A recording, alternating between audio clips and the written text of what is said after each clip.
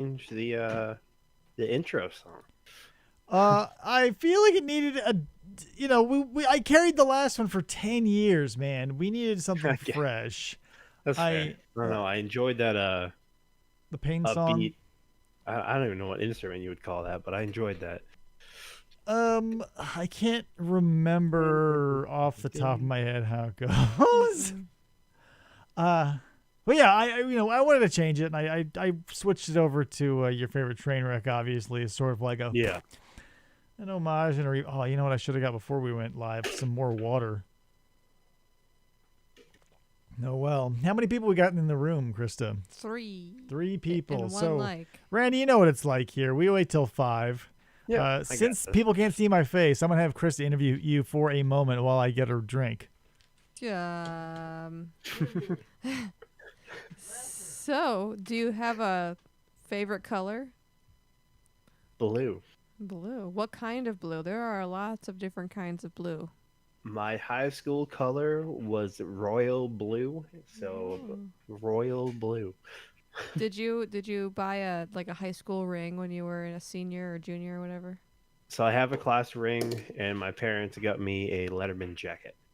Oh, So don't tell David that he's gonna want one. I've worn it twice in my life. I hate it. It's the tackiest David wants looking one of thing. those. Is it a Letterman jacket? I don't I'll know. send him mine. I don't care. Kayla's here. She says, I'm still not used to the changed intro, but can't fault the update. It's yeah, I mean it was something that was needed. We were reborn. I feel like here's the thing. You would have a different outro too if I weren't so goddamn lazy.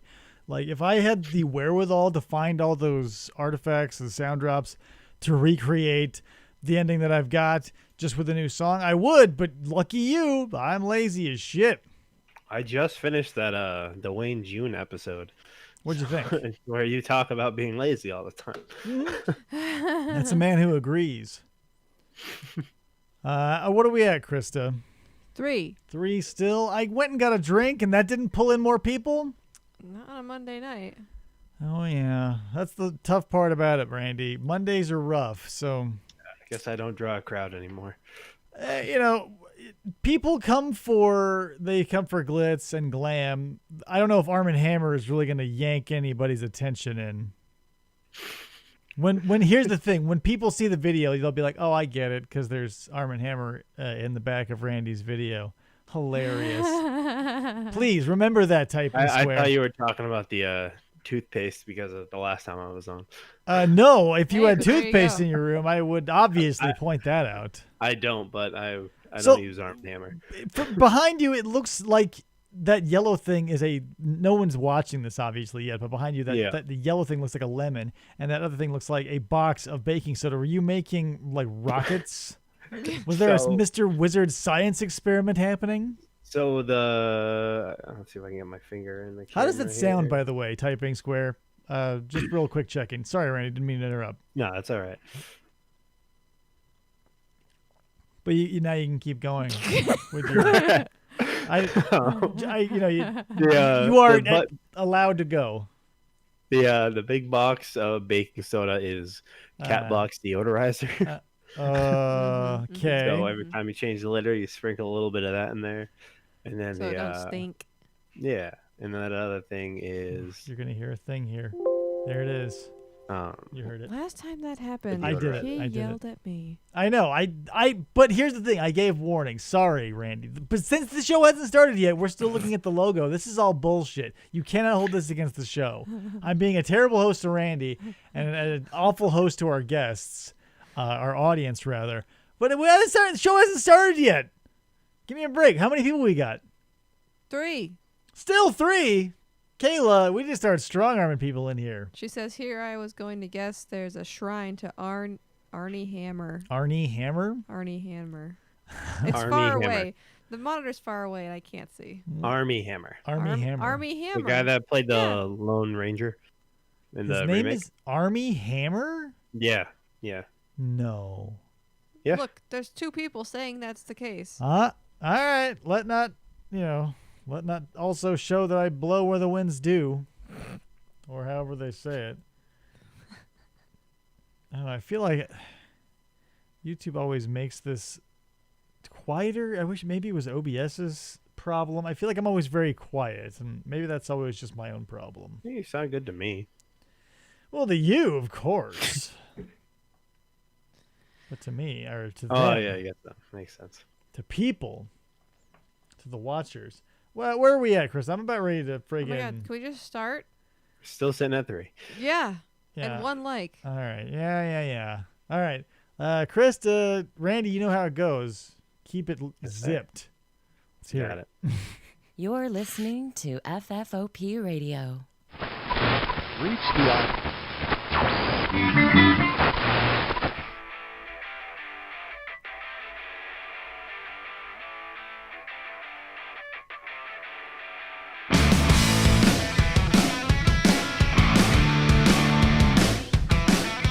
Hey, everybody, and welcome to the show. My name is Dave, and this is Until My Battery Dies. We've got a very special returning guest. He is the first recipient, if you will, of the FFOP 5. And maybe the most outstanding in his field as far as that's concerned. You probably read the title. You showed up here. Let's get him on the show. We got Dirty Randy at the Dirty Randy Studios here. Hey, Randy. How's everyone doing today? So, here we're doing all right. Halloween is getting ever closer, and I'm getting excited. Halloween is 19 my days. favorite holiday, Randy. Favorite holiday. Randy, what's your favorite holiday? Probably Christmas. That's wrong. See, the thing about Halloween is it evokes something in us that we all run from, but it's the one day of year we get to express it. It's kind of like Christmas in that most people only deal with their family once a year, which is a horror unto itself. But to deal with actual horror and grapple with fear, I think is very important. That's why Halloween's always going to be the best holiday. All right. But I mean, I see it. I enjoy Halloween. It's just not my favorite. Most people like the presents, and I used to be like that. I was very materialistic myself at one point. He still likes opening presents. I still love opening presents. Don't get me wrong, but I do love spooky shit a whole lot. So whatever. So Randy, we're gonna be talking about dinosaurs. That's the topic you wanted to go over. Yeah, I got a few questions for you. I think I have a few winners and some stinkers. You're in luck because I have been taking a class through the Arizona Museum of Natural History, and we've been going over dinosaurs lately. Also, Is that where Andy Farkey works? no, Farkey works in California. He works at the Alf Museum. Gavin works here at the Arizona Museum of Natural History. That's him. I wish we had a shorter name. They call it the AZMNH. AZMNH. Yeah, okay. So the AZMNH from here forward. Moral of the story is I went over the Permian in detail today, and I'm sold. I love that shit. I think I've been overlooking it. I think the Permian might be a close second to basically the dinosaur era. So here's the thing, Randy. I didn't realize this, but there are 3, epochs. There's Paleozoic, Mesozoic, and Cenozoic. Those are the 3 big periods. If you were I've heard of the first 2. I never heard of the last one. So if I were to say Paleozoic, Mesozoic, Cenozoic, when I say Paleozoic, what are you thinking lives in that epoch?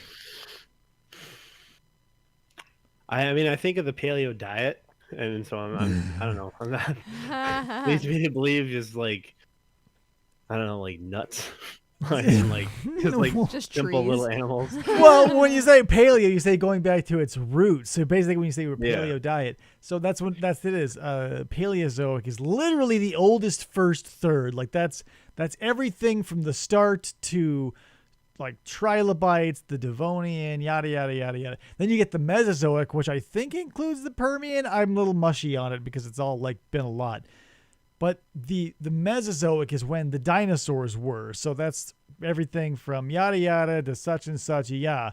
And then we got the Cenozoic, which is your megafauna, your ice age type stuff that we are in currently today, we are living in the Cenozoic era.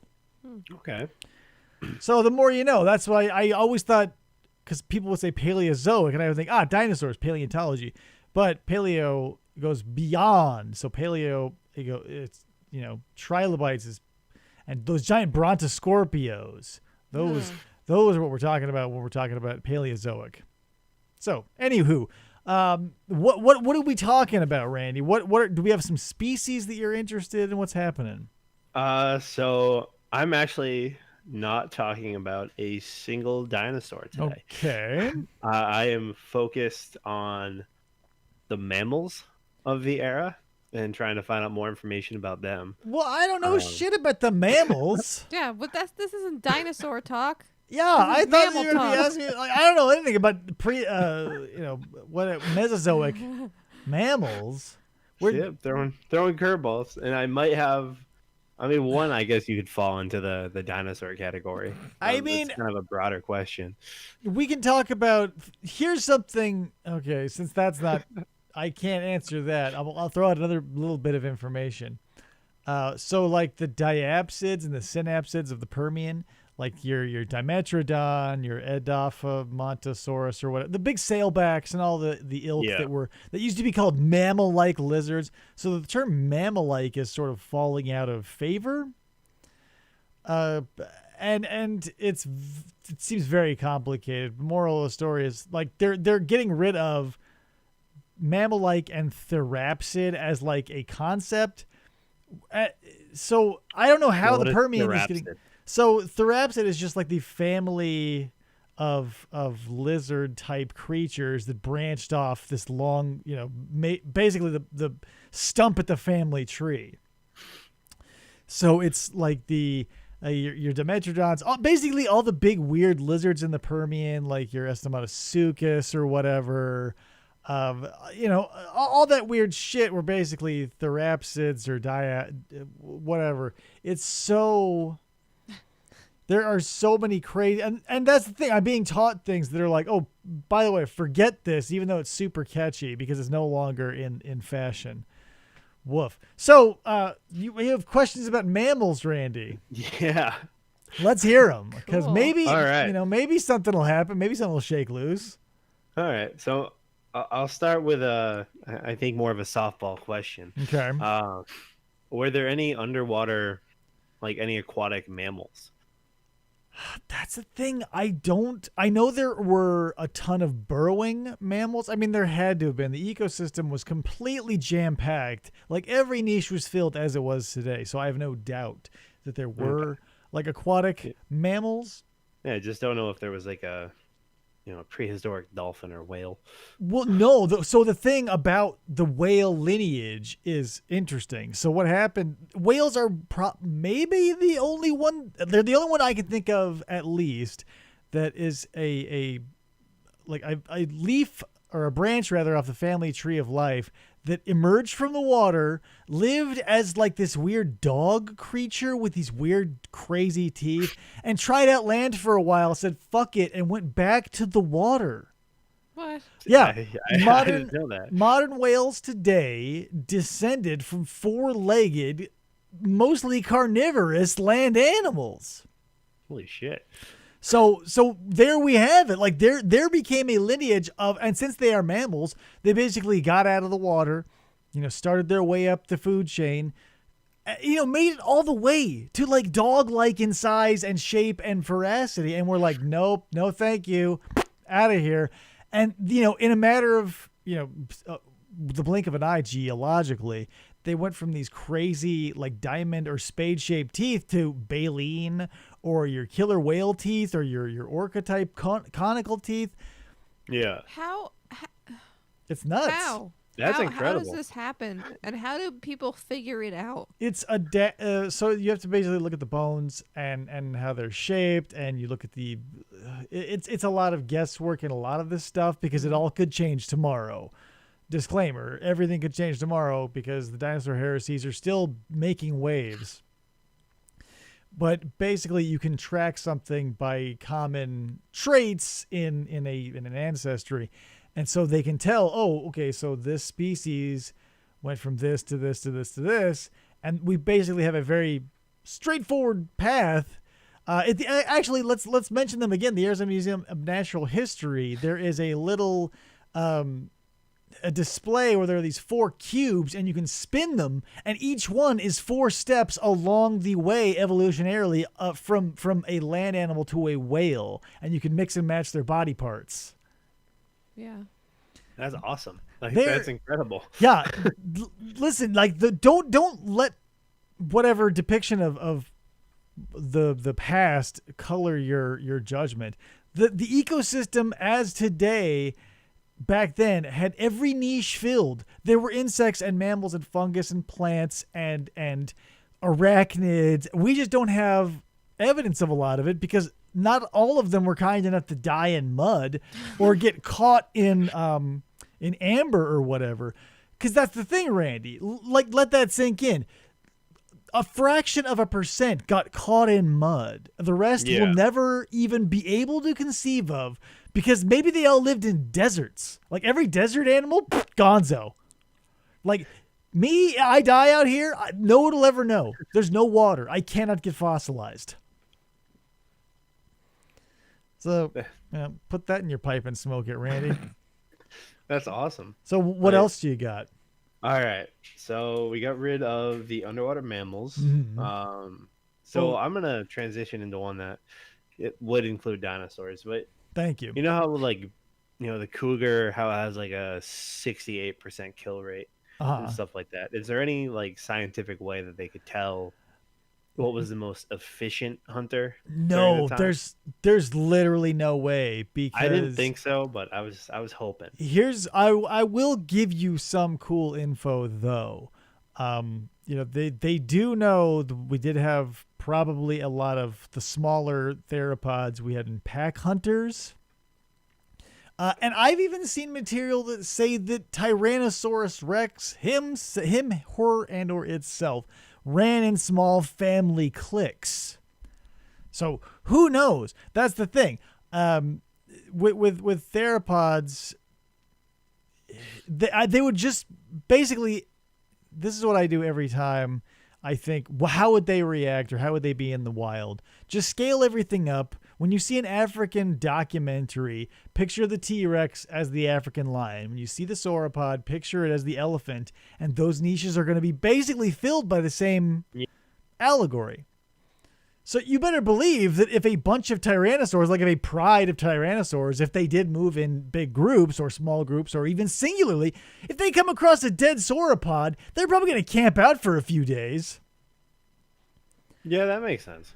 So I bet they were, they grew to the weight of tons. So I guarantee they were successful. How successful? We can measure to the tune of like, depending on where you go, between 4 and 8 tons worth of animal. So, I mean, they were getting it done. Nature gave them, the Tyrannosaurus Rex specifically anyway, nature gave them like banana-sized razor-sharp steak knife teeth. Yeah, so it had the means. We just can't really quantify it. No, but I would say take the allegory. Like if you were going to say, I don't think it would be out of the realm of possibility to say a pack of velociraptors, let compare them to like coyotes or dingoes or whatever. No, they're too big. They have to be like velociraptors are, think of 3 foot tall. I'm thinking more coyote brand predator. Mm-hmm. Just imagine like a little pack of them running around. They'd adorable. For a little while until you saw them run across that family of protoceratops, and then it was just like all just evisceration and guts flying everywhere. Oh. So would the protoceratops be like those big pigs that we have here? Basically, I think that's just the niche they fell into. They have to be. I keep asking paleontologists, say the protoceratops, what up with that? There are so many cool ceratopsians, and you'd think Protoceratops early, but it was like late Cretaceous. It was like while everybody's on their way out, and they're just like literally livestock. So why do they call it the proto? I've asked that question. I've also forgotten. So Okay. that's one of the things that fell out of my head because there are so many ceratopsians and it's hard to keep them all straight, especially all the details. You'd think I'd remember the Protoceratops one because he comes up so much.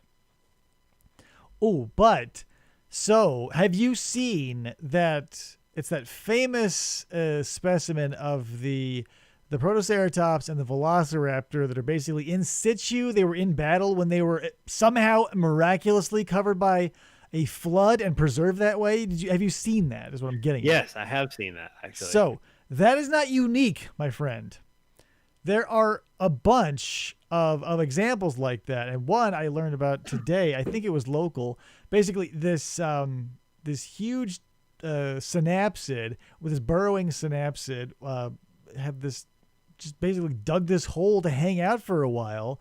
This amphibian, and they can tell this by the fossil record, this amphibian that had been through a recent skirmish because its skeleton had shown recent signs of injury that had not healed. Yeah. Crawled into the burrow with this sleeping synapsid. The whole thing was covered in mud, and they were both flash frozen essentially. Aw. And so it does look like they're snuggling up together, but it's purely an accident. But with the Protoceratops and the Velociraptor, I feel like we have conclusive proof they were fighting because the Velociraptor's hand is in the Protoceratops's mouth. Yeah. So I don't think we can say they were like asking for a hand in marriage, probably. Pretty safe bet. Yeah, I would say any theropod, look to its closest allegory in the ecosystem today, because that's basically what they're going to be rocking. And just imagine, like, in a world, like, imagine being a predator and running around the desert and finding something the size of a cow dead, and you're like, whoa, jackpot.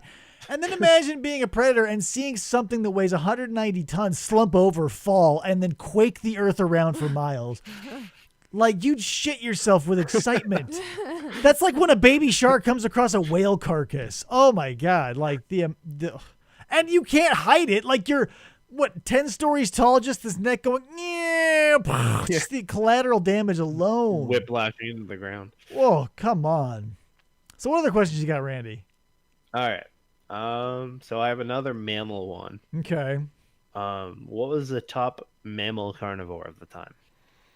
So that's the interesting thing about the Cretaceous is even though all the niches were filled, mammals never got bigger than like a small dog. Yeah, I remember you saying before that they were like always kind of these small, shitty little things. Yeah, basically that's it. They somehow their lineage got through the Permian extinction and again made it through the KT extinction, but it was because we stayed small for so long. If we tried to, because dinosaurs had us beat already. Like they entered the Triassic being weird but big and mean, and so they had us beat from the jump. What got us rolling was the two extinctions, because God knows where the world would be had synapsids and diapsids continued a lineage. Imagine those like a Dimetrodon taken to today. Who knows? Then imagine without the KT, extinction, where would dinosaurs be evolutionarily today? Who knows? The reason why we don't know is because we're here to contemplate that. We are products of those two things. We're the winners. By default. Yeah. Which I'll take. It's the sweetest at this point. But, have you seen that one weird depiction? They paid some scientist to be like, hey, could you put a mannequin together? Like, what do you think a dinosaur would look like today? And no. I swear to you, well, spoiler alert, I'm about to ruin it. Remember, was it The Land of the Lost on Nickelodeon? Or whatever, the Slee Stack. Everybody remember the Slee Stack? Imagine the Slee Stack. They were like, hey, what if dinosaurs existed and evolved? The lizard people, right? Yeah, they were the lizard people. So it basically whipped off this sheet, and it's a Slee Stack, but with like normal human eyes. And so you just took a human and made it scaly? Like you're not even going to take into account like whatever. Evolution can take you one of two ways. It can superpower your brain or it can superpower your body. Yeah, I feel like it probably wouldn't have gone that way. No. But who knows? Eventually, given enough time, because again, when dinosaurs were ruling the earth, were scuttling and defecating in their footsteps. Like, it's hard to look back and be like, well, you guys really fucked up, because they had the earth for a lot longer than we did, my man. Kayla says, I loved Land of the Lost. The whole series is on YouTube. Isn't it nuts? It's so dated and terrible. I don't know what it is. The Land of the Lost. I only know it from that Will Ferrell movie. Ugh. Yeah, the Will Ferrell movie was terrible. But like it was like but when I was a kid, it was basically the syndication of the 70s Land of the Lost. And the sets were cheap.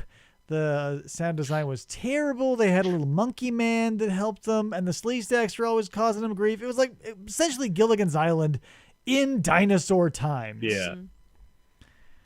And let's be real. I don't care who you are or how plucky or how much determination you have. You get transported back to any time period where there are dinosaurs, you're not going to be around long enough to have any witty banter. Like, you're a pink sack of meat in a world of the tooth and the claw, my friend. This isn't going to be like, oh, gee golly willikers, now we got to find fresh water. No, like, you pop out, you get a couple of seconds to turn around before you're eviscerated by a pack of God knows what. Yeah, we're not really built for that kind of environment. No, and that's if you're lucky. If you're unlucky, you're going to get torn apart by a 2-foot-long giant dragonfly. Get torn off. Like, just imagine popping into existence. You're like in a swamp and you're like up to your knees in muck. You're like, ew. And then like just these weird alien hands grab you by the shoulders and whoosh, you're gone. Holy, no, you don't want to. No, it's not Land of the Lost. Those are rough times. That's another part of history I think that maybe people overlook is all the giant insects in like I think it was the Devonian. They were, well, I can't remember. Ordovician is the underwater part. Maybe it was the Devonian. I forget. The part of the world where the arthropods took over. Like that 8-foot millipede, essentially. That thing. Yeah, no thank you. Pretty wicked. I wouldn't mind. See, I would love to go back. If I were going to go back to something, that's where I would go back to. Because bugs, although weird, and they'll get you. Don't get me wrong. They'll get you. But their mouths are tiny and they're like. But an 8-foot long one, the mouth isn't going to be that tiny. Right, but they're also. I feel like I could see an 8-foot like school bus of an arthropod coming. And most insects are yeah, it'll chase you down. Yeah, but most insects rather are like opportunist hunters. Like spiders will wait until they catch something, or basically everybody's waiting around for somebody else to fuck up. As long as you don't fuck up, you're fine in an insect world. No pressure. If you can see a web, you're gold. If you know what a trapdoor looks like, you're solid. Like. If you want to get married to someone who will then later eat you, that's your own problem. But I think you're overly optimistic, Dave. Well, obviously, I'd go back with some sort of what was Jurassic Park new movie bubble cars? Oh, those spheres. Yeah, I'm prefacing all this. That's what I'm going to say. Like the bugs won't get into that, but a dinosaur will definitely get into that. So that's what I'm saying. Safest bet is your giant insects. Because if you go too far back and you see the Brontosaurus and you're hanging out with the Dunkleosteus and all the other placoderms, no, thank you.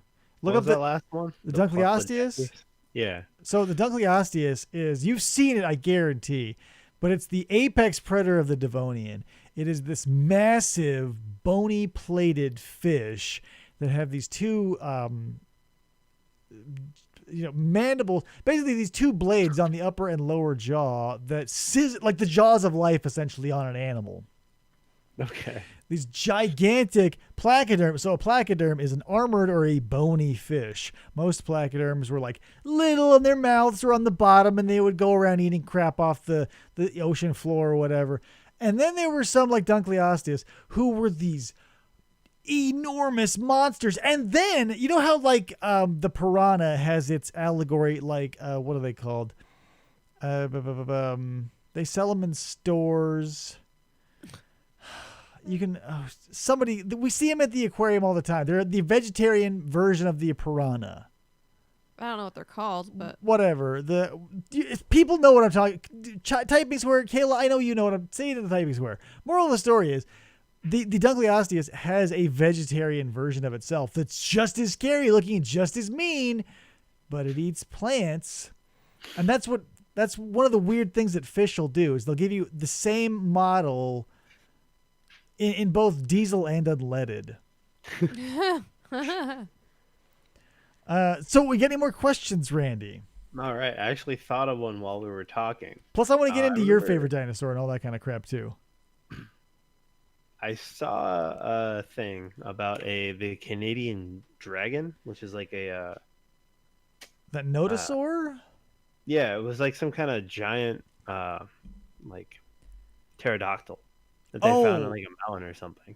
Okay, yeah. So that is a little too new for even me to know a whole bunch about. Yeah. They've pulled out some arm bones, and there's some. Is that like a brand new species, or yes? There's some rumblings that I'm hearing that are saying that it could either rival or outdo Quetzalcoatlus in like wingspan. But that comes with a caveat because we're basing that, as far as I know, to date, is like very fragmentary pieces of like I think the forefront of the skull and some arm bones. They might not even have that. I might be confusing that. But interesting if true, because we're seeing, I think in every lineage there's one animal that we find that pushes all the boundaries. So this isn't a dinosaur, so this will be right up your alley. Randy, look this up. There is an old-timey extinct bird, the Pelagornis.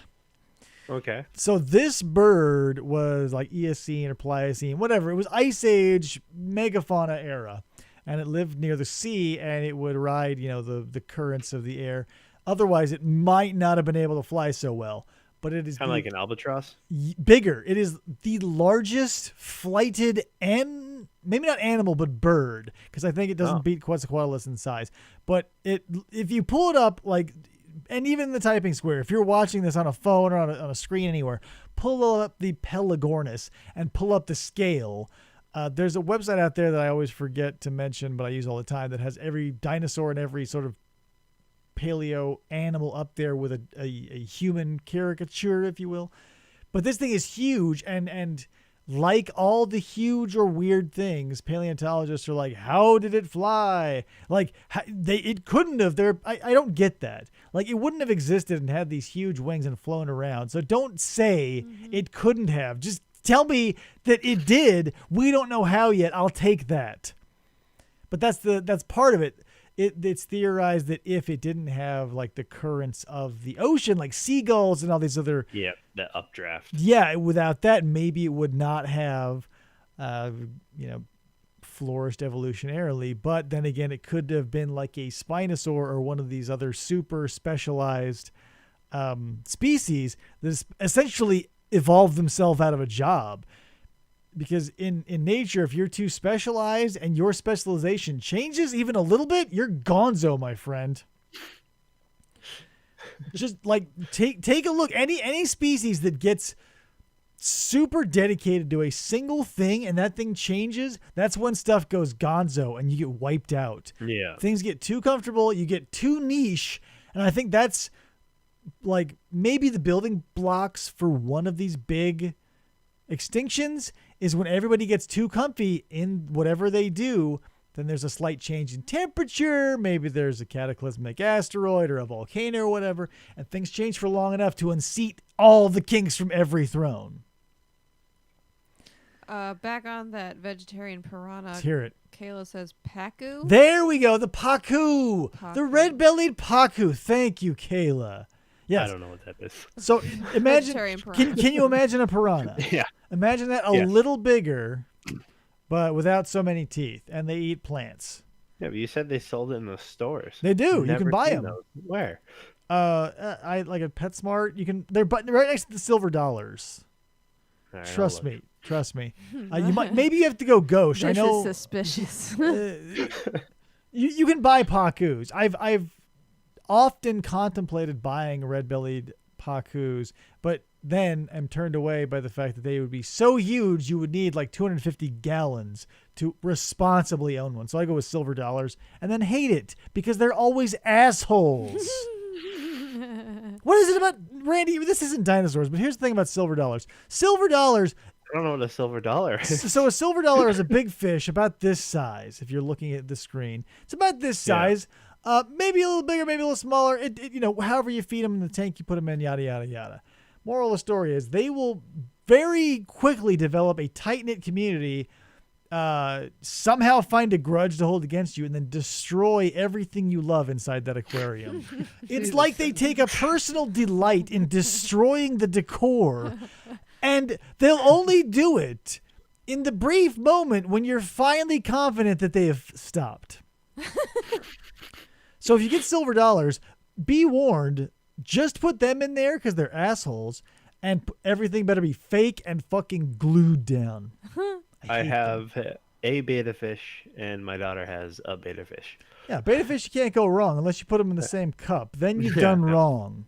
Yeah, I made that. $3 has been alive for 2.5 years. I think I'm doing all right. Yeah, that's the beta fish are so great and easygoing to take care of that I think Disney is probably on the hook for killing more animals than maybe any other corporation or next 3 corporations. Because every time they release a movie, how many clownfish died at the hands of children? How many Dalmatians went and were burned at the pyre of satisfying a small child? Like, what? Yeah. Mm-hmm. But that makes sense, though. Somebody needs to have these animals. Yeah, have a beta fish movie. You buy them for $3, you put them on a shelf. Even if you forget about them, they'll hang. Yeah, they'll be okay. And also, the other thing about the beta fish is they keep on giving, because when you buy that little thing of food and you're like, whoa, how long's that gonna last? I had a container of food. It was 1.5 ounces. It went through 3 fish their entire lifespan. If my bottle didn't get knocked over, I would still definitely have the first bottle from 3 years ago. Here's the thing, Randy. I think they have a witch doctor at every bottle making factory that services beta food companies, and he sprinkles a little zombie powder over them, because literally every time except for the one that I was able to keep because I kept losing it, every time I would knock it over and you lose 75 to 90% of every bottle to the floor and/or your dog's tongue. And you vacuum it up and you're still finding it weeks and you later piss all your over the place. yeah.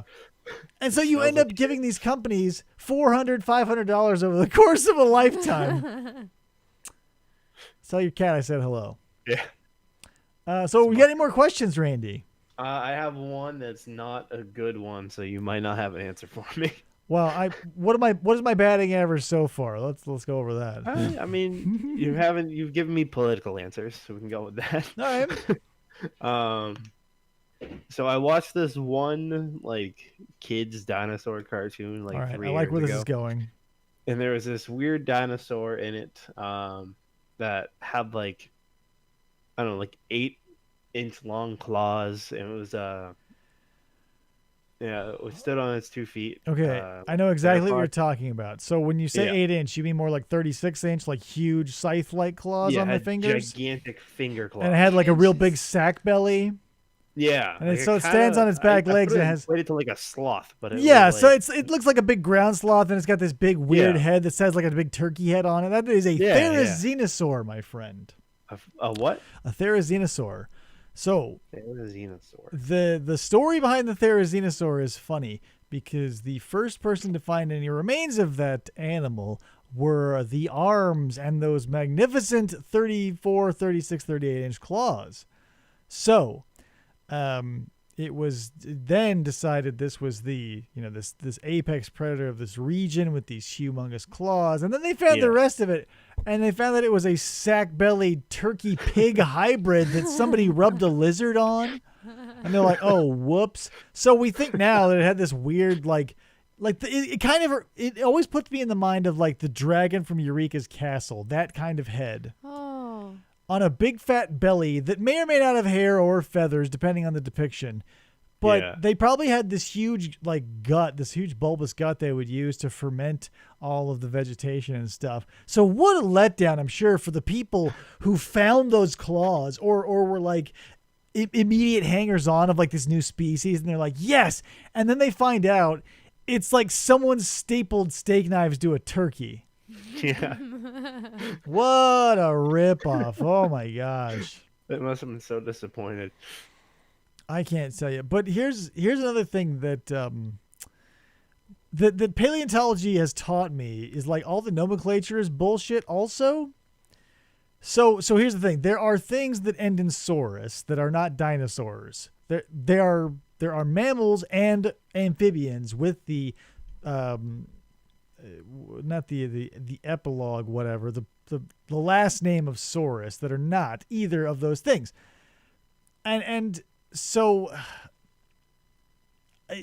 like we've also talked about the hips of the dinosaurs, the ornithisch, the lizard, and everything like that. I forget where I started with this, and I've been dragging it out, and I can't remember where I was going. So sorry, I forget. Mammals and amphibians that have they have the saurus. Sucus. That's where I was going. Sucus. So Sucus is crocodilian. When you hear Sucus, that is something related to a crocodile type animal. But it's misleading like the saurus, because you can have like the Desmatosuchus or a bunch of these other sucuses that have nothing to do with whatever. You can have, there's a Suchomimus. That's a dinosaur that is a crocodile mimic. So I almost asked you about that, but I was going to put the name backwards. Yeah, so that's the thing. The Mimosuchus. If you get into it if you want to appear smart, remember these things when you go to a museum. You hear Sucus, you hear crocodilian. So if you look at it and it doesn't look like a crocodile, you can be like, oh, weird. Here's an interesting fact. Sucus, yada yada, and then rattle off all the bullshit that I was meandering through.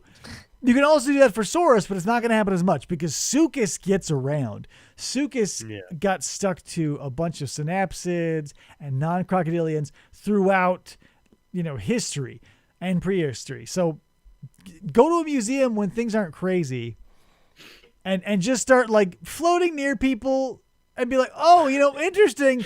I think you'll be the belle of the ball, Randy. Trust me. Just insert myself into this conversation. Oh, hey. I'm trying to remember that little pug-nosed Sucus that Farkey told us, because it was the most adorable crocodilian I've ever seen. I think it was maybe Simosuchus. Yeah, Simosuchus. Simosuchus, I want to say. The most adorable little, it's like if you took a pug and like a baby alligator and you put them in the fly teleporter and it wasn't a complete disaster. It's the most adorable little, I can't get over it. Like it's a real life Pokemon, but it's dead and has been for tens of millions of years. So Randy, let's get into it with you. I want to know your favorite dinosaur. I can't remember if you told me this before, but I always like to ask just because it can change. I don't think I have, but I think my answer is going to be kind of on the mundane side. I really like the Ankylosaur and the Stegosaur, just because that Thagomizer, and then they got like that club tail. The Antagonizer, the Thagomizer. I think Stegosaurs are personally undersupported, so I appreciate your fandom. And but I don't think those are stock standard, because most people can't get past, I'm going to say like the big three. I wouldn't even say past the big two. Like everyone can point out a T-Rex and everybody can point out, I'll give you three. You got your sauropods, everybody can point out a long neck, everybody can point out a three horns, and everybody can point out a sharp tooth. Mm-hmm. Yeah. I think if you have even enough drive to go beyond those three like gateway drugs of dinosaurs, I'll not, that's more than surface level. I think especially Ankylosaurs. Stegosaur still rides the line. Like nobody selects a spike. You can point him out in a lineup, but nobody's ever like, yeah, that's my favorite. And I don't know why. Is it because they're so dumb? Yeah, they got tiny heads. Is it because their body? Is it because people gave up on the plates?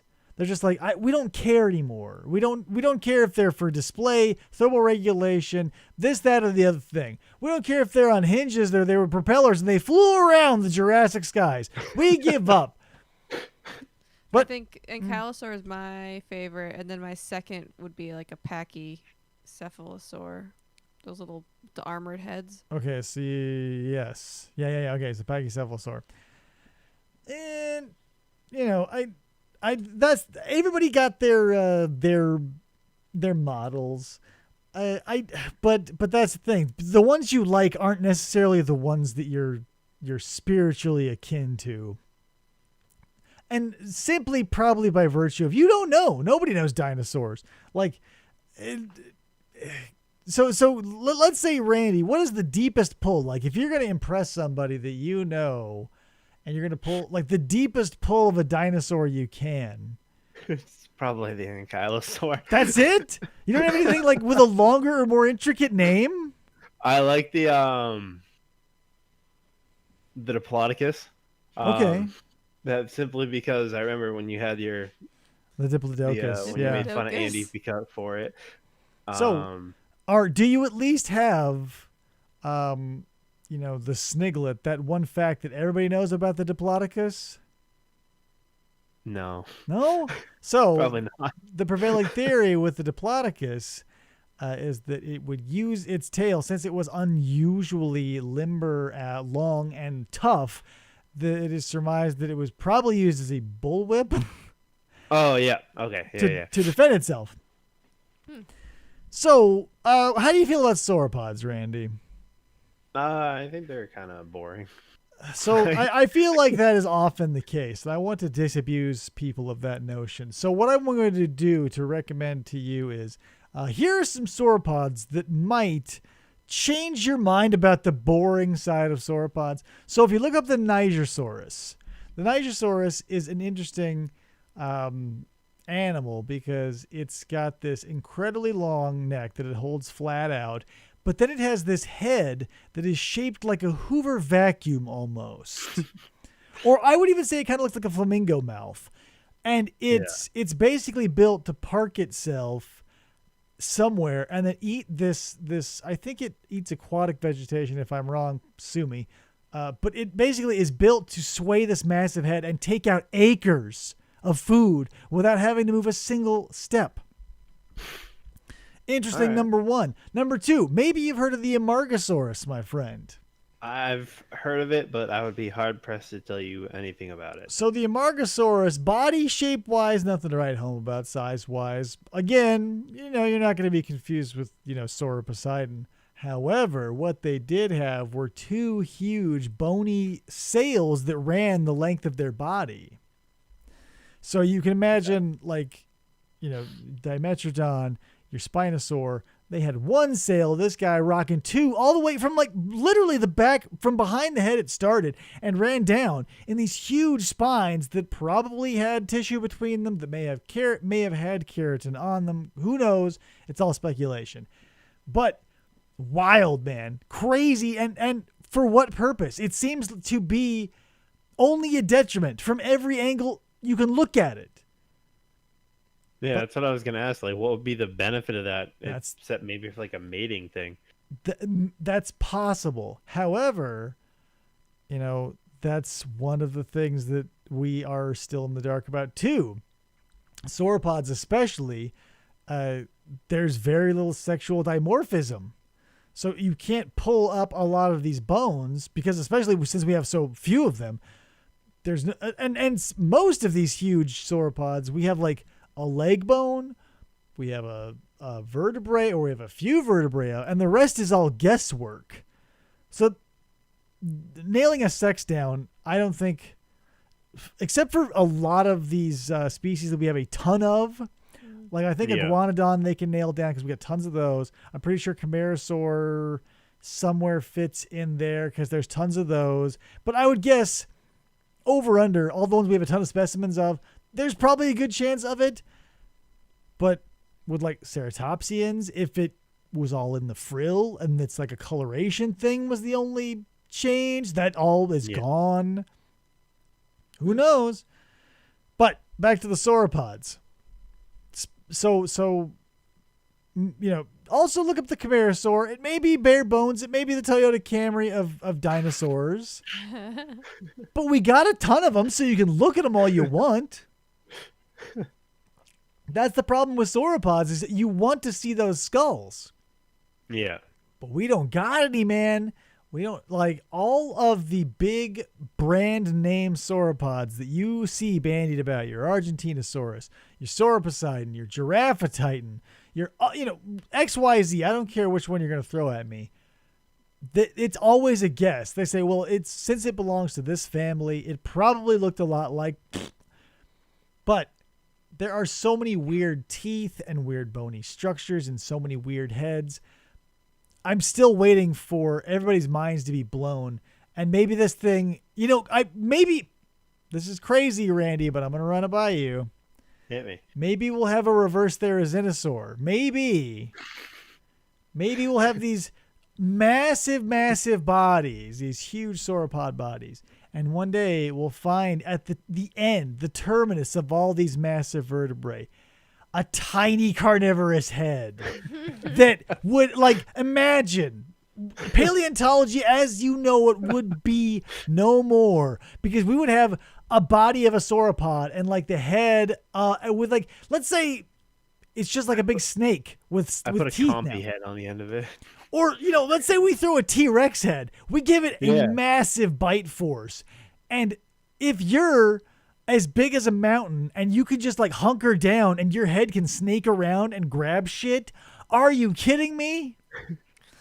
That would turn the Mesozoic into a whole new nightmare landscape. That would definitely ruffle some feathers. Yeah, because imagine if something, let's say, between 4 and 10, 12 tons is running at you, you're going to be like, that's scary. But you're going to see it. You're going to hear it. You're going to feel it. It's going to be a giant monster. Imagine that head on essentially like a giant snake that's all muscle, just sneaking around bushes, waiting to chomp you in the ass. Will it happen? No. Could it happen? No, probably not. The mechanics aren't there, people. You need something to constantly bring in food, and a carnivore could not sustain itself at that size. Let's be real, but fun to dream. Well, that's like one of those aquatic ones, right? Where, like, the plesiosaurs. There was like the one that was like pure head, and then you had the one with the long neck with a tiny head. So you have your plesiosaurs are the ones with the little head and the long neck, and then you have your chronosaur, mosasaurs, etc. Yeah, the mosasaur that are all head, like they are the Cadillac of skulls. And I don't think they get enough, like the Chronosaurus, whatever. I don't care too much for them. I can't tell you why, but the mosasaur, and especially the species Tylosaur, my favorite, because number one, they're the biggest, and biggest is best, obviously, in sea creatures. But the mosasaurs have a second hidden nightmare jaw in their mouth behind the first set. Gross. Yeah, imagine a giant sea monster with these huge titanic jaws clomping down on you, and then the horror you would feel as a sea creature, feeling the second set within clomp further down upon you. Holy... Oh, that's terrible. Imagine being a poor ichthyosaur. You're just trying to be your own aquatic reptile, living free like the dolphins of the era. And then the powerhouse of essentially like a million garage doors slamming shut on you, and then a second one. A hidden bear trap, if you will. Oh my God. Yeah, the seas were not the place to be, Mesozoic. And really never, because as soon as there was life in the ocean, as soon as the first cell, it opened its, mind or whatever consciousness or whatever abilities it had, it realized it was in the ocean and it had to be a dick. And that started a lineage of like one-upmanship of these hyper carnivorous super predators, and just lineage of dicks that continue to this day with the great white. Yeah. They recently caught a great white that they named the Queen of the Ocean. How big? I want to say it was like 50 feet long. That's big. Yeah, it was a big one. They caught it in like Great Britain or something like that. You know, I feel like every once in a while, Shark Week dredges up the conspiracy theory of megalodons being alive and alert and around still. I don't buy into that. Let's delve into cryptozoology for a moment, Randy. I feel like it's a good time to step into this. So here's why dinosaurs and shit can't exist today. The ecosystem wouldn't support them, like the Loch Ness Monster per se. Yeah. Your whatever. The conspiracy theory that there's a sauropod living in the middle of the Congo jungle in Africa. You have to take into account, like, a giant monster would need, number one, a giant food supply, and not only that, another giant monster to eventually fuck. You can't have a single Bigfoot run around. You can't have a single Loch Ness Monster. They're not immortal creatures. Yes, and like that's the thing when like what the hell?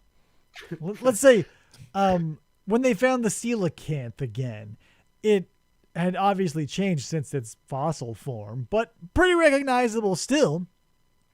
What's a coelacanth? So a coelacanth is this proto fish. It was like basically before they found it again, they thought that it was like the cornerstone of a lot of different species that had radiated from it, but essentially it had died millions of years ago. And then they found a whole shit ton of them in this place. And now they find them all the time. So that's the thing. They were able to live beyond every other species that had given way to extinction simply because they found a niche that was undisturbed, but they were in their own ecosystem. The reason why you never saw them is because they were in a place that sustained them. What in Scotland can sustain a plesiosaur? You think it's like there's one and it's been there for how many millions of years and it just pops up to like eat a sheep or two every now and again? Like, sorry. And the point of that is that the megalodon, if there were, because they're like, what if they're just, because everybody floats the theory that they're just like living down below, way below, blah, blah, blah, blah, blah. Number one, no, they would still need to eat giant things. Like, you know how sperm whales will go down and battle giant squid? Not one of them has come up with any giant shark bites. And like, it probably would have happened by now, right? Like, they've been eating giant squid probably for a while. Oh, and that's another thing. Seen something like that show up. Yeah, and that's one thing that science will have that cryptozoology won't. When scientists said, "Hey, we found a giant squid," everyone was like, "Oh my God, sea monsters are real," and science said, "Yep, here one is." So until somebody, I don't care if it's on a boat or they're pulling it into the side of a truck, they'll say, "Hey, Bigfoot's real." We know because there's evidence. If Bigfoot takes a dump, you can find it. You think let's be real. You can find in the woods where animals live, you can find the shit of literally every animal. You can find deer shit, coyote shit, and puma shit. You're not finding literally any suspicious shit in the woods and being like, this is suspicious shit, I'll get it tested. No, they're all looking for like howling monkeys or for fucking footprints. Moral of the story is, people thought, oh, I think there might be a giant squid. And then they found one because they existed. And those, we didn't even have the luxury of them being on land. They are exclusively at the bottom of the ocean. So imagine the odds if there was a Bigfoot that had not been discovered. And if there was a giant squid that had not been discovered. We are a species that breathe air, as is Bigfoot that lives in the forest where we also live. And then you have the giant squid that breathes water and lives at a depth that would crush a human skull like a quail egg. Who would get found first if you had to put money on it? Well, we found the squid. Spoiler alert. And we still haven't found any North American apes aside from Walmart customers. Randy, we're way off the rails. A significant drop in Bigfoot footage since everybody carries around a camera. You'd think, and I can't believe there are still people out there who believe in ghosts and who believe in all they're this shit. adamant on that stuff. Listen, this is no longer about dinosaurs. This is about conspiracy shit. And also Full cryptos. So, but I don't get. Like, here's what I keep asking people. If you believe in aliens, if you believe in ghosts, if you believe in leprechauns, banshees, witches, warlocks, werewolves, vampires, I don't give a fuck. I think you have to believe in aliens. To an extent, more on that later. Okay. Here are the two things here are the two hurdles you have to cross before I'll consider buying into, subscribing to your newsletter. Number one is, what does it mean to me? Yeah. Ooh, that's a stumbling block. Strong one. Number two, if the thing that you are saying is true were to be proven true this instant, how would your life change? And if the answer is also, I don't have time for you. Because I have family members who hunt ghosts. They are stone cold broke, but they hunt ghosts. And my question is, the big question. You actually have family that does that? Full disclosure, yes. All the stuff in the house. So, my question is, you're going to throw money into ghost hunting devices. You're going to throw money at ghost tours or alien encounters or going out to look for the logs. I don't give a fuck what it is. Moral of the story is, if you were the one to find out, or let's say anyone finds out, and now everybody's like, yep, we were crazy. I can't believe we didn't believe in ghosts. There are ghosts, but I ain't afraid of no ghosts. Where do we go now? So now we're in a world where we believe ghosts exist. You win. What do we do? Well, now everybody wants to be able to talk to dead people. But if you can do that now, but it's incredibly difficult and also impossible, by the way, to prove. But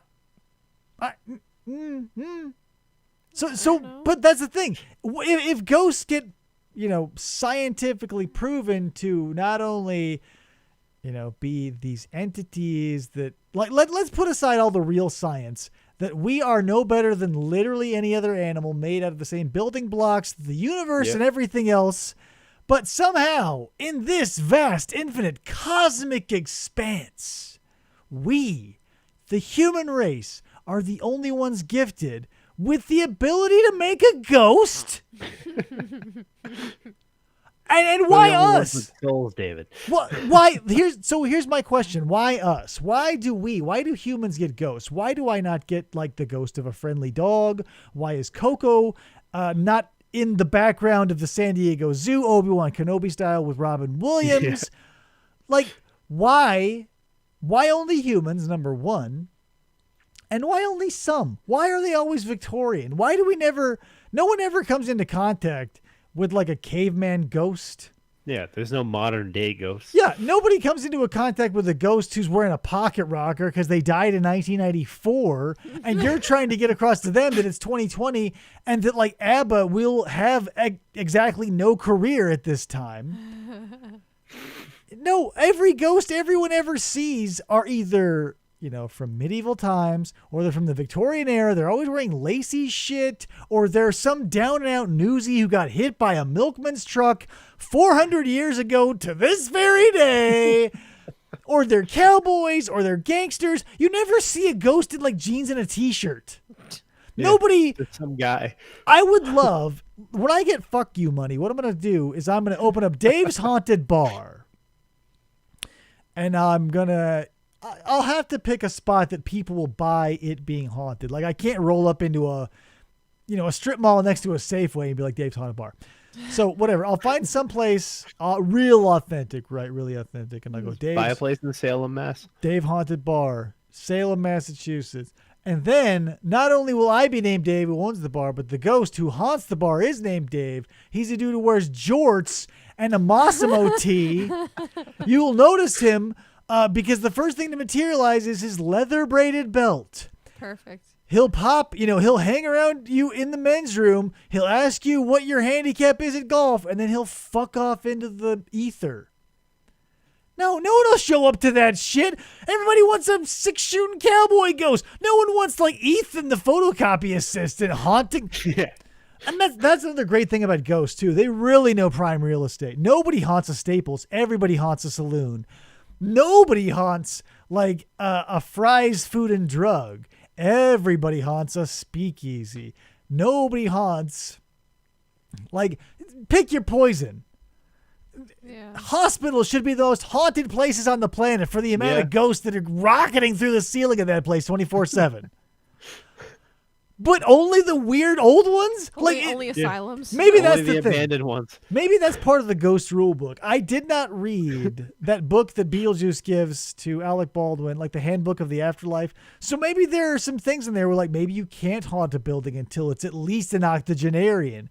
You know, maybe you can't come back as a ghost unless you pick from a very narrow selection of Victorian or Renaissance era costumes. Like, imagine the gall of like dying, checking the box, like, you know, the organ donor box, but it's like, I want to be a ghost. And you get up there and like, oh, you checked the ghost box. Great. So dressing room is right over there. The closet, you can either be like anything from a Flemish glass blower to like, we'll go all the way up to like a coachman. Nothing over 1888 though. No. So yeah, go ahead and check out. That would be fucked. You're like, what about my iPhone? Yeah, you're a period piece at Pilgrim Plantation. Yeah, imagine some asshole in a sheet and like a halo slapping the smartphone out of your hand and handing you like an old-timey oil lantern. Like, enjoy eternity, fuckwit. No, thank you. And number two, that's number one. Maybe if it's a punishment, I get it because you're having to whatever. But all this unfinished business shit where they're like, well, they got to hang around. So when you're a ghost, does your tolerance for boredom it's infinite now? Or are like do you lose all sense of everything? Because these psychics are like, oh, they're trying to relive their time they're in. So when you die, can you not remember why you're hanging around? And you're so vague when you talk to these psychics. I'd like to think if I came back as a ghost and I was going to, you know, get in front of a medium and they've always got the black sort of greased hair with the one white curl in it for some reason. If I were going to tell my family anything, whatever the message content be, do you think I'd start by giving them the letter M? Do you think I would start by giving them the letter P? No, I would grab a fucking ballpoint and I would write it down, or I would tell the dude in plain English. When was the last time you tried to send a text message to a loved one saying, I'm thinking of the letter M? Why would ghosts do that? They can send you messages, but one letter at a time? Yeah, very shorthand. And then obviously the message is always, well, it was the letter M, but P.S. all the subtext was they love you and they miss you. Wink. Can I get the check? What a that'll be $4,000. Listen, I am the type of person, because I have got the right personality, that if I wanted to, I could get a bunch of not stainless but gold rings and gold chains, call myself the astral medium David Alcazar, and rip sad assholes off left, right, and center, because I would go in and be like, yeah, I'm hearing the letter M. Let me guess, the person is dead and you were friends or family member of them. Yeah, whoa. And they would eat it up and I would be rich. You can get your fuck you money. Yeah. Yeah, but I don't want it at the expense of the stupid. Like, I don't want to be a Sylvia Brown. I don't want to be, who's that guy who had the show? John Edwards. He was same as the senator. John Edwards. Yeah. What a fucking douche. Kayla says, spoken like someone who forgot what it's like to use T9. T9? T9 texting? Oh, texting. Oh, yeah. Oh, yeah. I never call it T9. You had the keyboard. Yeah, I don't know. We didn't call it. You had to hit the numbers 3 times to get Yeah. Oh, no. I believe you me. I blew through a lot of keypads like that. Holy shit. Can you imagine if you handed a phone of that ilk to a child today and they saw like actual buttons? They'd give it back to you. Like Elliot would have no problem, but anyone older than him, he loves pushing buttons. Yeah, I don't know. Ugh. I saw this thing where people are going around like asking kids that are like 8, 9 years old, like, why does the phone symbol look like that? And they're like, oh, I don't know. It's going to. So this is another off-topic tangent, but you're familiar with the euphemism a rut mentality? No. Fuck. So I think I could figure out what it means. Yeah, context clues. So as you say, the rut mentality means you follow with tradition for tradition's sake, and it's easier to follow in the tracks that have come before you than to deviate. Yeah. And so blah, blah, blah. I also, as an interesting side note, dove into why we use the term red letter day. I can tell you that later if you want. But the rut mentality is based off of the principle. Yes and no. Okay. So the rut mentality is that railway tracks are, whatever the standard for railway tracks is, that was based on carriage tracks, that blah, blah, blah, blah, blah. Long story short, the lineage goes back to ancient Rome and the dirt tracks that the old-timey goat farmers, and that goes to show you that arbitrary width picked by somebody who maybe just had that size of plank to make a cart set in motion a lineage that nobody even knows the progenitor of. So also red letter day. Red letter day is simply because when the monks and the scribes of old timey would make out calendars and such for their rich asshole employers, holidays and or holy days would be marked with red letters. So, and those were typically seen as good days. So if you're having a red letter day, it is an abnormally positive day. Gotcha. Gregorian in origin. You know, you do a little reading here or there. You say something to somebody and you're like, why did I just say that? Then you look it up and you're like, oh, I was right. I did use it correct. Because sometimes I wonder. Sometimes am I like, you ever get that feeling, Randy, where you say things, you're like, I don't know, am I smart enough to say that? Or am I using it wrong? So sometimes I like to fact check myself. I do that, and then there'll be times like I want to send something in like an email, but I don't know how to spell the word, so I dumb it down a little bit. I get that too, but I just keep changing the spelling slightly until either that red line under it disappears, or I can finally right click and the computer's like, oh, this is the thing you meant, dumbass. This is what you were going for.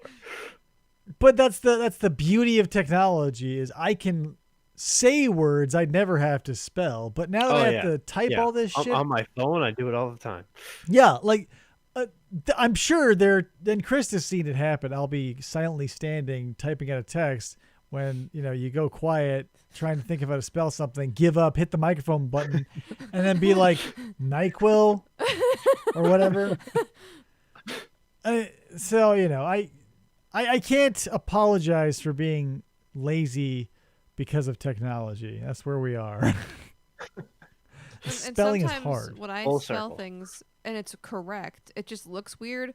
So then I erase it and try spelling it again, and then it's the red line. I'm like, okay, well maybe, but it just looks weird. Yeah, I just recently did that with a letter. I was writing an email to somebody, and I was right-clicking it. I'm like, okay, fucking figure out this is wrong. And I was like, fine, you don't want to do it, I'll do your word for you, Microsoft Word. And so I copied it and pasted it into Google to be like, they'll tell me how to spell it right, and I spelled it right.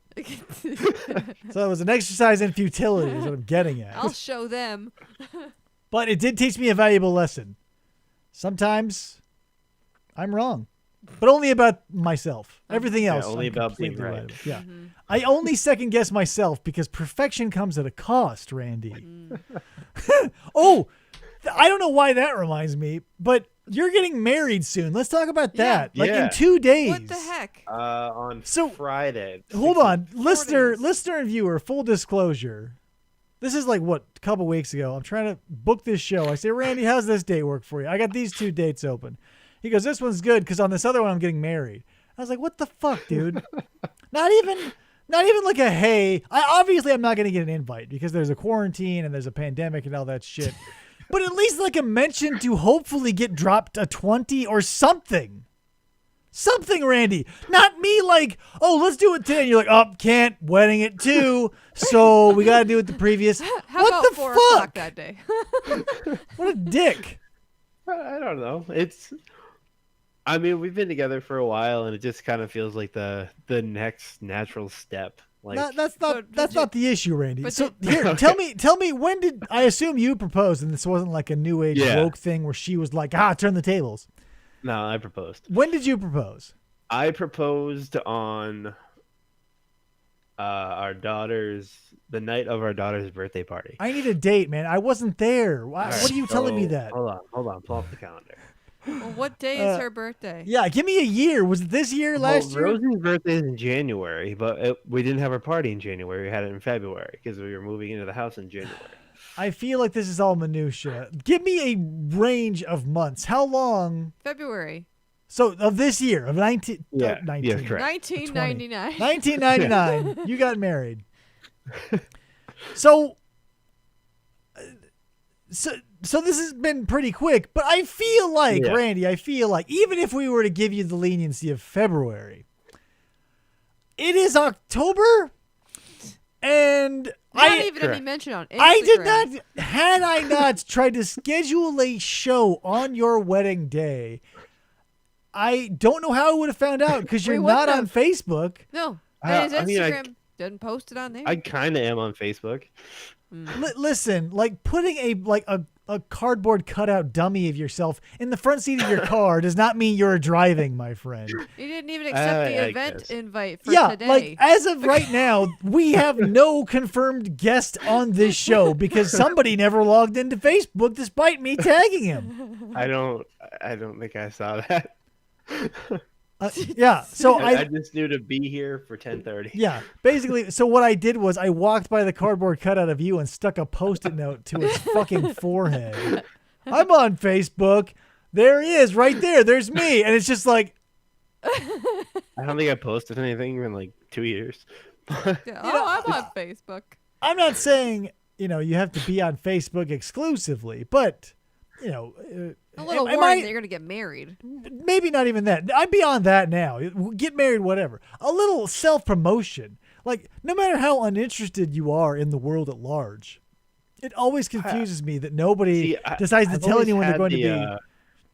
I've always had kind of like the philosophy of like, I don't like people to know what I'm doing. Like I just kind of do my own shit, and if like, I get that. if I'm gonna hurt somebody, I don't. I mean, I wouldn't do that, but if I were, maybe I'd make that a little more public. But for the most part, I just live my life and just try not to bother anybody. I think that's just it. There are just going to be people who don't take to social media. And I get that. They're the same people like you. You text like you social media. You text like, here, everybody in my life. I feel like Yeah, I'm I the don't text polar. very well. Yeah, no, I'm the polar opposite of literally everybody in my life, sans one, and it is a frustrating experience because I'm constantly getting one text every 4 to 6 weeks from, let's say you, let's say 9 or 10 other people in my life. See, I'm good for like 4 or 5 texts in a row, and then I disappear for 3 days. Now, And you admit that. why I do. why do that to people like me, Randy? Now that you know it hurts me so. Don't take it personally. It's just not. Like, I but here's don't know, here. It's just who I am. I don't understand why. I don't get why people disassociate texting from like conversation. Like, if you and I were in the same room, I would walk up to you, say one thing, get a response, ask another question, then fuck off for 3 weeks, Yeah. and then be like, "Oh, you answered me. How cool!" I'll see you next month. Like, I don't see how you can. Like, let's be real. If Yeah. someone did that to you in real life, you'd be like, that's insanely rude. But I get to take it all the time because I get to just accept that people are dicks over text. Yeah, we don't live near you. I realize you're not being like intentionally malicious, but you're being a dick in the conversation.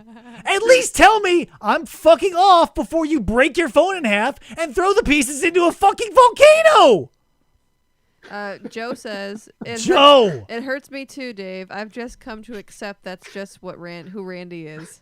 Joe, do not come to me complaining about Randy when you are a species of this orientation, my friend. Joey, I will Jojo. say hi to Joe. Joe will say hi back, and then I'll say something, and then the conversation is dead. If I'm lucky, I'll get 3 interchanges you, with Kayla. Joe.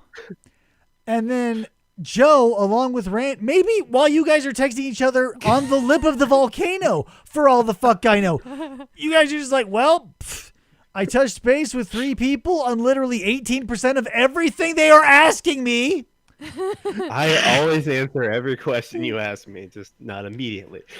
That's the frustrating part, Randy. Hey, David gets frustrated when even like, so he'll complain about somebody and be like, yeah, I messaged them, they saw it. I'm like, well, yeah, maybe they were working. Well, why did they respond in the first place if they're working? Well, maybe they had a minute to just be able to write back to you. Just give them some time. He doesn't like that. He doesn't like to wait, but he'll let me wait if he's, quote, busy at work typing Facebook posts. I am inordinately fucked with. That is my problem. I am there are so many people around me who I desperately need to be in contact with to get very important things. Like, let's say this interaction, Randy. The fact that you or me are appearing on camera. There's information that needs to change hands. And if I gotta wring it out of you like an old bar rag every 3 to 6 weeks, it makes it pretty rough for yours truly. I was on point with my information for being here. I even asked follow-up questions to make sure I was here on time. Don't get me wrong. In regard to the show, I cannot fault you. I'll give that to you. That's it. But personally, you're like a fucking... All other aspects, I'm shit. Yeah. Like, if ghosts exist, they would communicate about as effectively as you. Joe says, I will admit I don't answer every question. That's a funny thing to say when because that makes it sound like a lot of them get answered. I love how he's like, well, I don't answer every question. Like, let's say I ask 10 because I've got a very important thing coming up on the show that I'll later have to abandon because I can't get the people I'm trying to talk to fucking answer my fucking questions. And I'll ask them 10 questions and I'll answer them one after the other in a single text, so I know you're going to read the whole fucking thing. And then they'll pick 1 or 2 of the choice questions and they'll answer those. And I'll be like, what about the other 8? And they'll be like,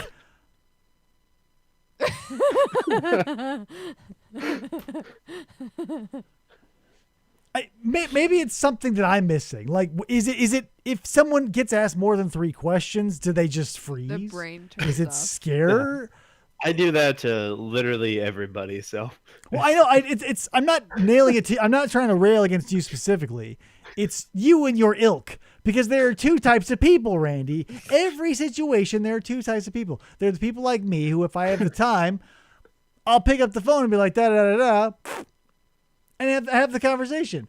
Or I'll completely stonewall you like I do my wife, because I know, Krista, it would be more annoying, instead of having radio silence for a couple hours because I'm busy or I'm in the can or we're having a meeting or whatever, to be like a text every 33 and a half minutes, every time I can occasionally remember. I would rather have radio silence, is what I'm getting at. Joe says, however, now knowing how much this bothers you, I'll make a good effort to make sure I follow up with you. Oh, I kind of swore he was gonna zig when I thought he was gonna zig, but he's I thought that's where that was going to. Yeah, I thought that was a classic joke setup, but Joe, I appreciate it. And if the roles were reversed, that would absolutely drive me fucking insane. It's nuts, especially like. Full disclosure, and this is going to be another pimp for the Halloween special, since I cannot stress this enough, Halloween is always on a weekday, and not only just a weekday followed by another fucking weekday. So the nightlife is out. This year, after like 10 fucking years, is going to be Halloween on a Saturday. So I am going to blow the doors off this motherfucker. I'm putting together a big show. I want to put a bunch of production value into it and shit like that. And let's be real, it's a huge undertaking that is going to involve many people and many parts. And it's rough trying to get that all together in 2 weeks. Which, don't get me wrong, it's going to be awesome. I think it's going to be sick as shit. If I can find someone with the makeup. Like, Randy, when you were growing up, did you have an affinity for like the sitcom Halloween specials? I mean, I like the Simpsons ones. Yeah, I feel like the those are a Treehouse of touchstone. Horrors. Yeah, those are a touchstone for everybody. But like when I grew up, I had everything. Like I was prime sitcom age. So it was like Family Matters would have a Halloween. Full House would have a Halloween. Roseanne would have a Halloween. Married with Children would have a Halloween.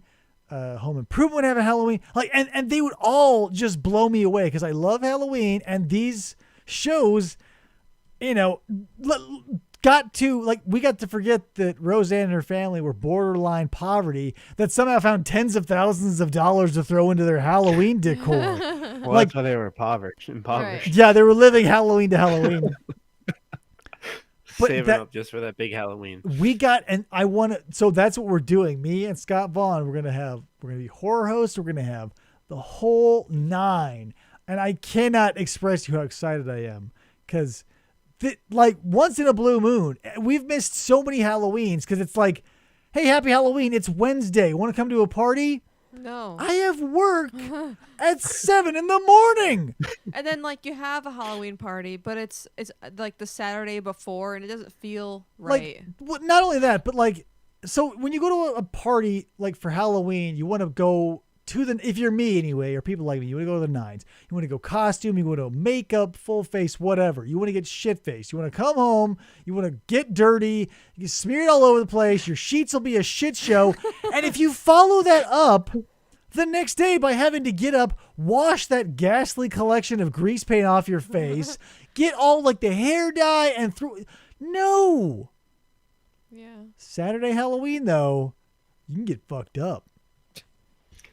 So that's what we're going to do on the air. We have to get more booze. I know your favorite holiday is Christmas, Randy. I realize a lot of people's favorite holiday is Christmas. So maybe we'll think about putting a Christmas special together. Yeah.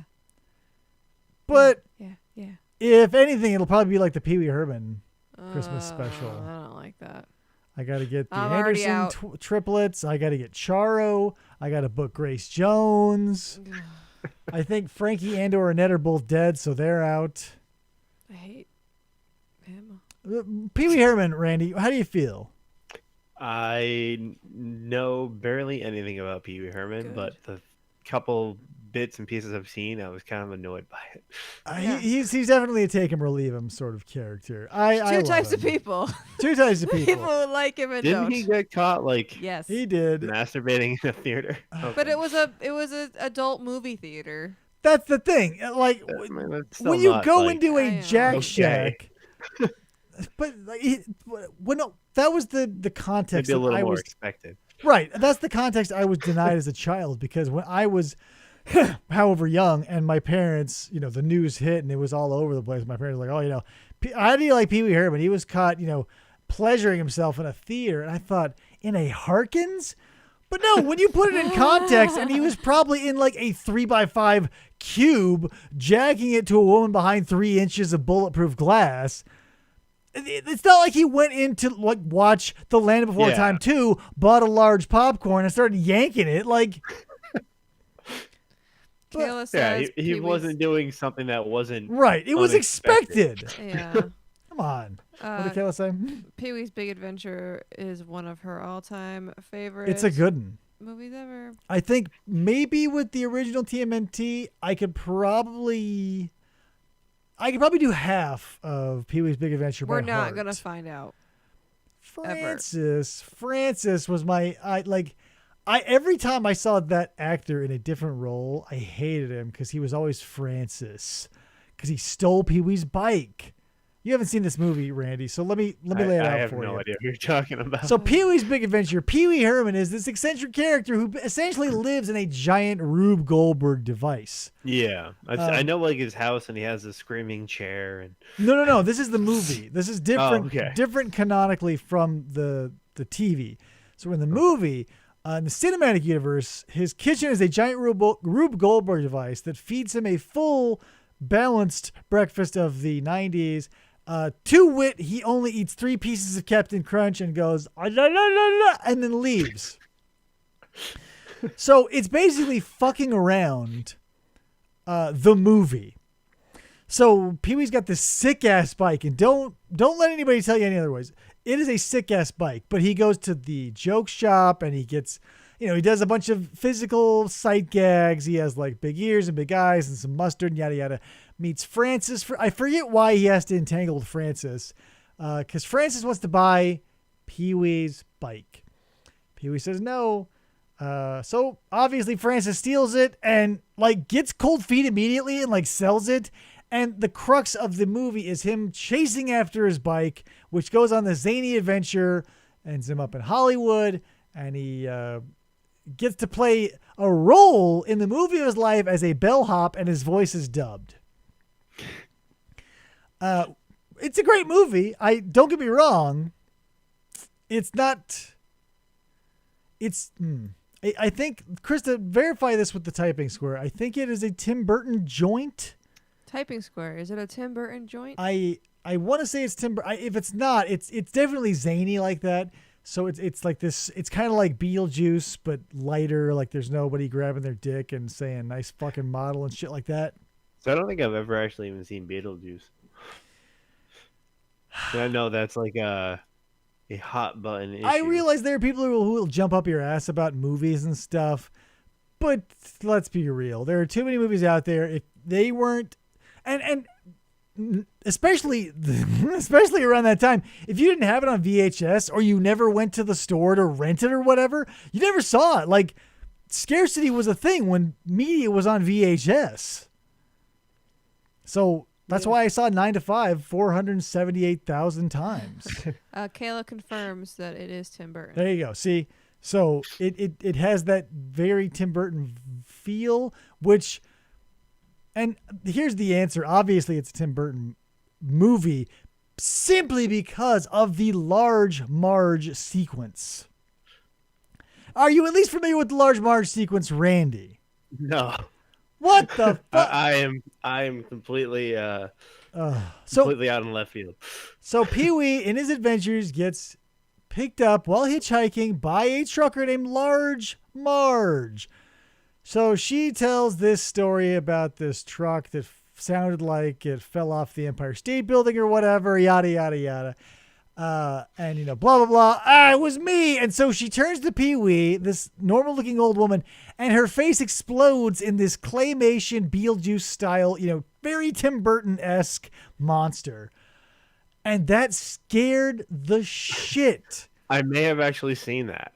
I would fast forward past that spot specifically, and when I would forget to, and I was forced to witness it.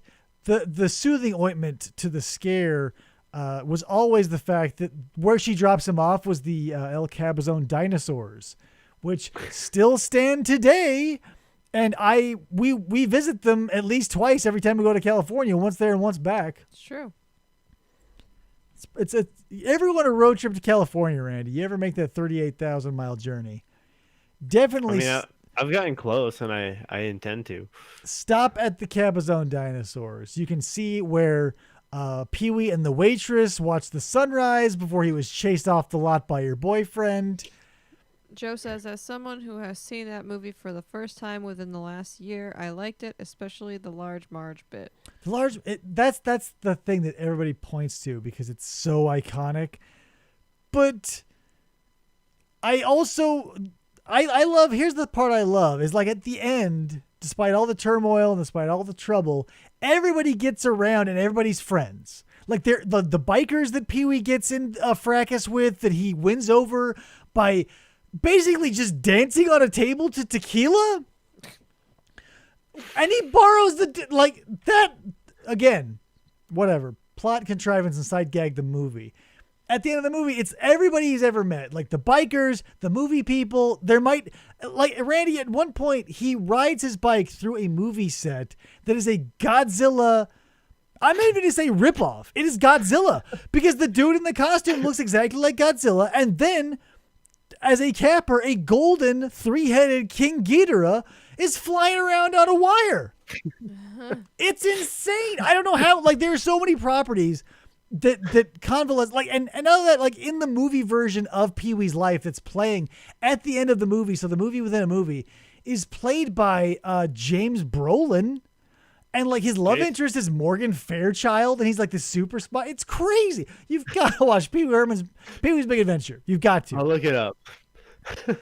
It just like having to think through and remember all of that shit. There's a fire at the back lot of a studio that they say is a neighborhood, and Pee-wee saves dozens of little adorable animals.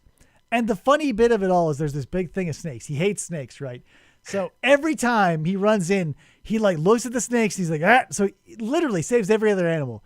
And he's in there at the last moment. He goes, there's fire all around him. And he's such a good guy and also manlier than Indiana Jones. He runs out, hands full of snakes, like just fingers, every finger, 4 or 5 snakes squirming around. He comes out, he faints, but he saves the snakes. That's the kind of guy he is. He may jack off in a theater where you're expected to jack off, but he will still save those he finds repulsive. I can't believe we went from talking about dinosaurs Yeah. all the way to Pee Wee Herman. You know, Godzilla is like a giant radioactive dinosaur, and he appears in the movie. And King Ghidorah, I'm also going to take. So We've come full circle.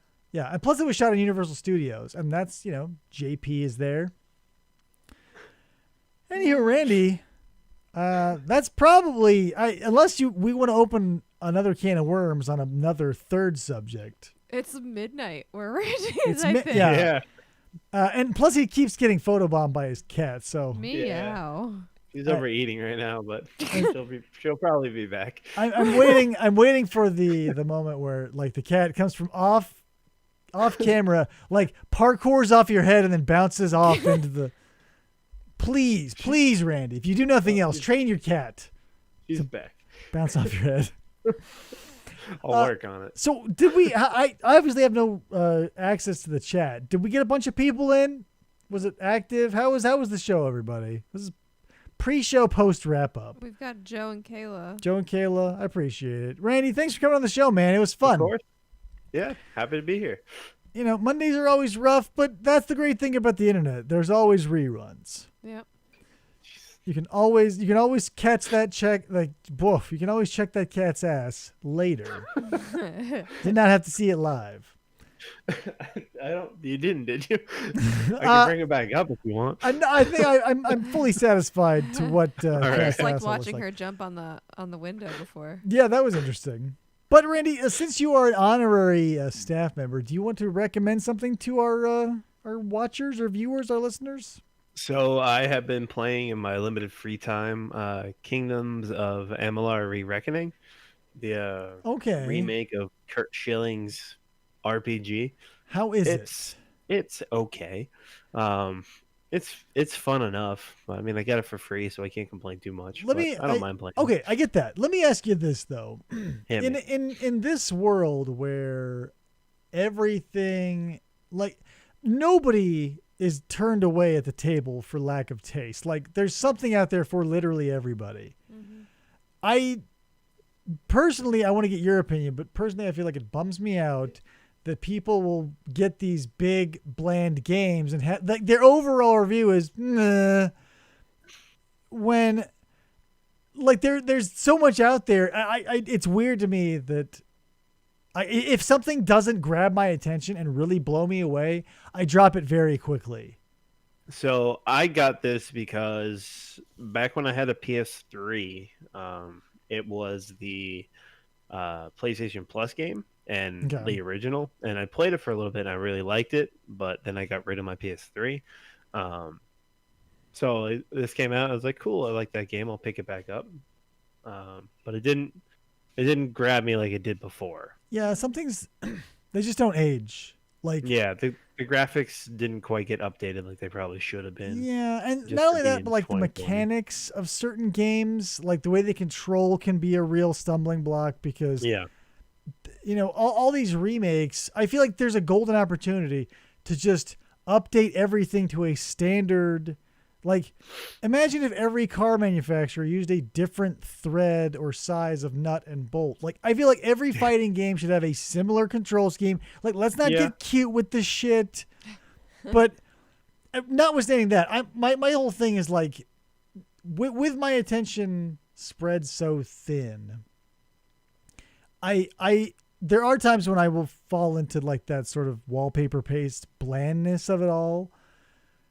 And that's when I try to stop and think and be like, this isn't fun. Like, I played Monster Hunter because I get the catharsis out of it.